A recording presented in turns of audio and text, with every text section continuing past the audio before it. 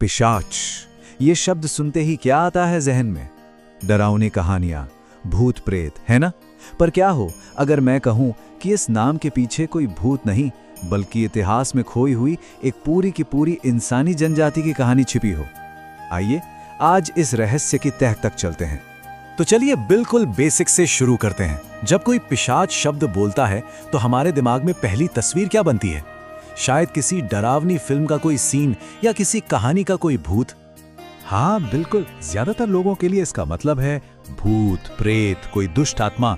और सच कहूं तो यही वो आम धारणा है जिसे आज हम चुनौती देने वाले हैं, और वो भी ऐसे वैसे नहीं बल्कि सीधे हमारे प्राचीन ग्रंथों से मिले सबूतों के आधार पर। तो अब यहाँ से कहानी एक बहुत ही दिलचस्प मोड़ लेती है।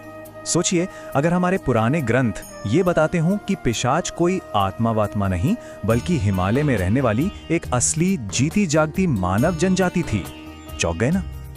और पता है सबसे मजेदार बात क्या है? ये कोई आज की बनाई हुई थ्योरी नहीं है, ये तो विद्वानों के बीच चली आ रही एक बहुत पुरानी बहस है।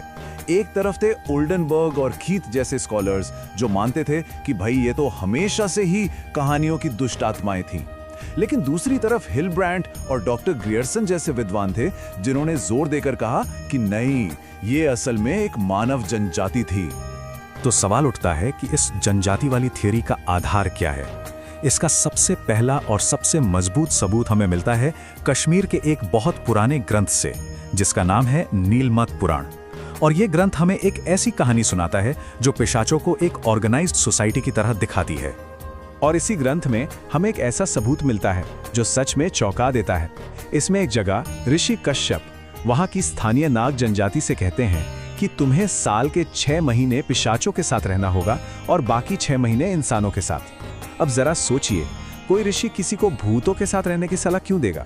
ये बात तो साफ इशारा करती है कि पिशाच एक ऐसा समुदाय थे जिनके साथ जमीन, समाज, सब कुछ बांटा जा सकता था।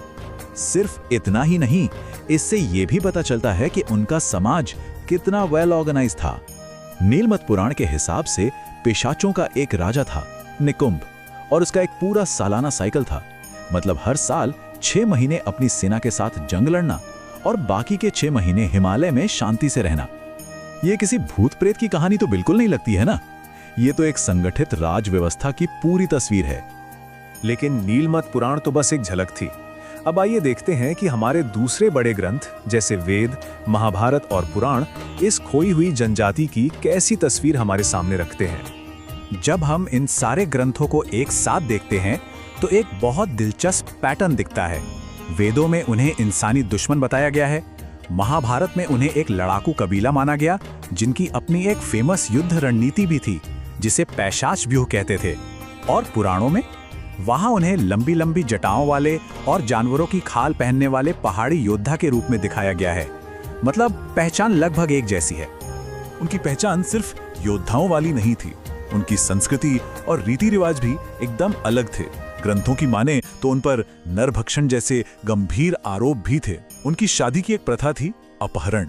वो अपने अनुष्ठानों में हिंसक पशु बलि भी करते थे। लेकिन, और ये बात हैरान करती है, उन्हीं में से कुछ लोग योग और तपस्या भी करते थे। मतलब उनकी पहचान कितनी कॉम्प्लेक्स रही होगी, इसका अंदाजा लगाइए। लेकिन इन सब बातों से भी बड़ा, शायद उनके एक असली समुदाय होने का सबसे ठोस सबूत उनकी अपनी भाषा का होना था। पैशाची प्राकृत, ये कोई बनावटी भाषा नहीं थी। वरुरुचि और हेमचंद्र जैसे व्याकरण के महान जानकारों ने बाकायदा इस भाषा का जिक्र किया है। और हम सब जानते हैं, एक जीती जागती भाषा ही तो किसी भी समुदाय की पहचान का सबसे बड़ा प्रमाण होती है। तो अब हम इस पूरी पड़ताल के सबसे बड़े सवाल पर आ गए हैं। अगर पिशाच वाकई एक असली संगठित जनजाति थे जिनकी अपनी भाषा थी, अपनी संस्कृति थी, तो आखिर वो गए कहाँ? इतिहास के पन्नों से वो ऐसे गायब कैसे हो गए? तो चलिए इस पहेली के टुकड़ों को जोड़ने की कोशिश करते हैं। सबसे पहले हमारे पास ये सबूत हैं कि एक समय में एक खास जनजाति थी जिसकी अपनी पहचान और अपनी एक अनूठी भाषा थी। फिर समय के साथ जो पहली चीज गायब हुई वो थी उनकी पहचान का सबसे बड़ा निशान, उनकी भाषा पैशाची। वो धीरे धीरे चलन से बाहर हो गई, और जब भाषा ही नहीं रहती तो किसी भी समुदाय का एक साथ बंधे रहना बहुत मुश्किल हो जाता है। भाषा के खत्म होने के बाद क्या हुआ होगा? वो लोग या तो अपने आसपास की बड़ी और ताकतवर संस्कृतियों में घुल मिल गए होंगे या फिर उन्हें अपनी जमीनों से खदेड़ दिया गया होगा। धीरे धीरे एक अलग समुदाय के तौर पर उनका वजूद ही मिट गया। और जब वो लोग, उनकी भाषा, उनकी संस्कृति, सब कुछ इतिहास में खो गया, तो पीछे क्या बचा? सिर्फ एक नाम, पिशाच। और यही नाम शायद उनके कुछ डरावने रीति रिवाजों की धुंधली यादों की वजह से धीरे धीरे लोक कथाओं में दुष्ट आत्माओं और भूतों से जुड़ गया। एक जीती जागती जनजाति एक मिथक बनकर रह गई। तो ये कहानी हमें एक बहुत बड़े सवाल पर लाके छोड़ देती है। आज हम जिन्हें सिर्फ मिथक या पौराणिक कहानियां मानते हैं, उनमें से कितनी कहानियों के पीछे ऐसे ही खोए हुए समुदायों और भुला दिए गए इतिहास की सच्ची कहानियां छुपी हो सकती हैं। ये सोचने वाली बात है ना?